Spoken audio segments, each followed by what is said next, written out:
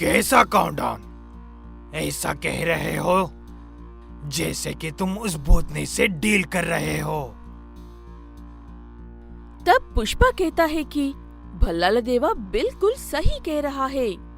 वो उस भूतनी से डील ही करके आया है और उनकी डील के बीच में जो भी आएगा उसे ना पुष्पा छोड़ेगा और ना ही वो भूतिया दासी छोड़ेगी।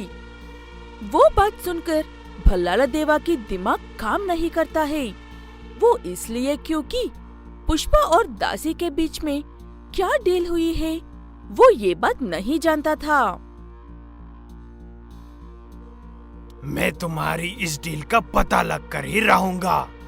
याद रखना, एक शक्तिशाली भूत से ज्यादा खतरनाक एक घायल भेड़िया होता है। ऐसे कहते हुए भल्लाल देवा वहाँ से चला जाता है। पुष्पा को भल्लाल देवा की किसी भी बात से कोई फर्क नहीं पड़ता है और वो एक एक करके उन बच्चों से मिलता है और उनसे पूछता है कि उन्हें ये नशीली दवाइयाँ कौन दे रहा है। उस बच्चों के हिसाब से वो गरुड़ा था, इसलिए पुष्पा सीधे उसी के पास जाता है।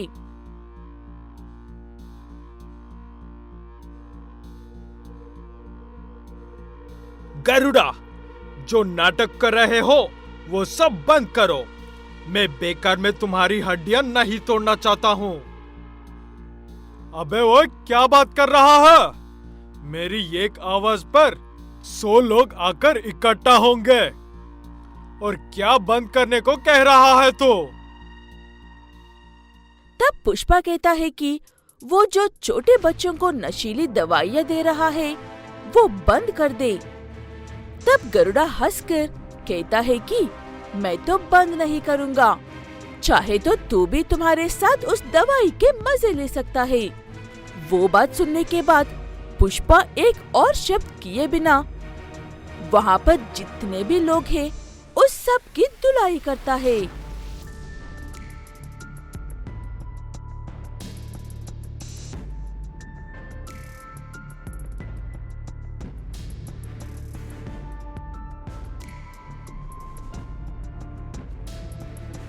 खूब पीटने के बाद गरुड़ा माफी मांगकर वहाँ से भाग जाता है। उसके बाद पुष्पा ये बात होल्की को बताने के लिए जाता है। वहाँ जंगल में होल्की एक जादूगर के जाल में कैद थी और उस जादूगर को लेकर आने वाला वो भल्लाल देवा था। तुझे क्या लगता था कि सिर्फ तू ही भूतनी से डील कर सकता है? भल्लाल देवा नाम है मेरा। कब्र में गड्ढे मुझसे भी अपना बदला लेता हूँ मैं। तू भल्लाल देवा है तो मैं पुष्पा हूँ, पुष्पा राज। अपनी डील पूरी करने के लिए हर एक के लिए खबर बना सकता हूँ।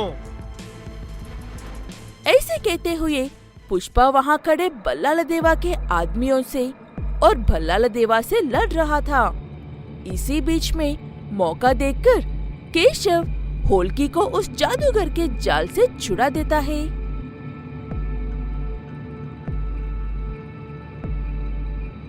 हा हा हा हा, सही काम किया दोस्त। अब देखो मेरा जलवा। ऐसे कहते हुए होल्की उस जादूगर से लड़ती है। दोनों अपनी शक्तियों से एक दूसरे पर वार कर रहे थे। देखते ही देखते होल्की उस जादूगर को खत्म कर देती है और पुष्पा की मदद करने के लिए आती है। ऐसे दोनों मिलकर भल्लाल देवा को खूब मजा चखाते हैं। मैं अब जा रहा हूँ, लेकिन लौटकर जरूर आऊंगा। देखना तब मुझे जिंदा छोड़ने की बात तो याद करके पछताओगे।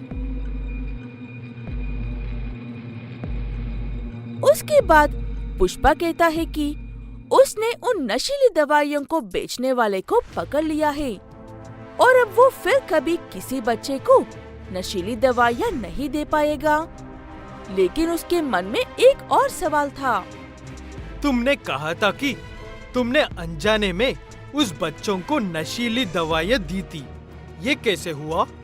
ये बात मुझे कुछ समझ में नहीं आ रहा है। एक दिन एक छोटा सा बच्चा आया था घर में। वो एक नौकर का बच्चा था और उसकी तबीयत बहुत खराब थी। मैंने ये बात जाकर गरुड़ा से कही तो उसने एक दवाई दी थी। मैंने उस दवाई को उस बच्चे को खिला दिया था। उसके बाद वो बच्चा सुकून से सो गया। उसके बाद गरुड़ा वैसे ही कुछ दवाइयाँ देकर कहा था कि इन्हें बीमार बच्चों को देते रहना। तब मुझे ये पता नहीं थी कि वो दवाइयाँ खतरनाक है। वो बात सुनकर पुष्पा और केशव दोनों अफसोस करते हैं और होल्की ने जो भी किया था वो अच्छे इरादे से किया था, कहकर उसे भी बुरा महसूस करने से रोकते हैं। तुम्हारा काम तो हो गया है, अब मेरी बारी है। मुझे जल्दी से राजा बनना है। क्या तुम्हारी डील अभी तक खत्म नहीं हुई है? मैं जा रहा हूँ यहाँ से।